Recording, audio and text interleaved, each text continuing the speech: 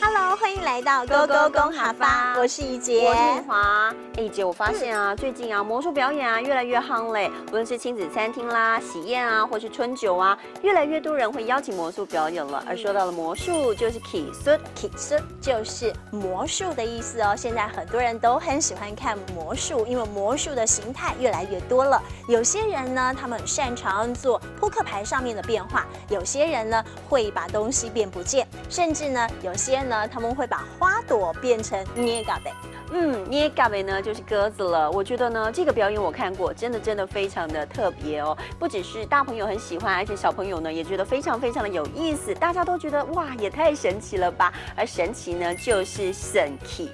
神奇就是神奇哦。今天教给你神奇的一句话就是魔术表演很神奇。这句话应该要说的是奇术表演懂神奇。奇术表演懂神奇。今天勾勾公哈发带你体验一下魔术的魅力。好，这里有一副扑克牌，每一张都有，每一张都不一样。好，眼睛不要眨，这张是鬼牌，鬼牌代表着所有牌，双手没有人的东西，眼睛只看不要眨。1、2、3，好，变成一张。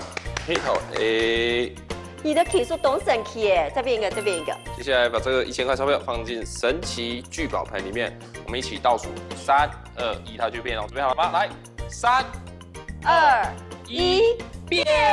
我跟你讲哦，你这个奇术啦，我们公司晚会一定很受欢迎。没错。不过你会变捏嘎贝吗？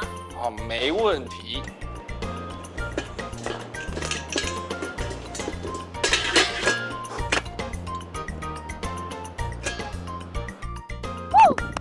真的有捏嘎贝。这个魔术表演真的是非常吸睛，很神奇哎！真的，我也觉得超神奇的，因为我近距离啊都没有发现任何破绽哦。所以赶快帮大家复习一下，今天教给你这些神奇的客家话。首先呢，最神奇的就是魔术喽，魔术就是奇术，奇术就是魔术了。那刚刚我们一直提到了魔术表演很神奇，神奇呢就叫做神奇，神奇就是神奇哦。最神奇的就是你近距离看不出破绽，究竟它怎么样把花朵变成捏嘎贝？捏嘎贝就是鸽子了，没错。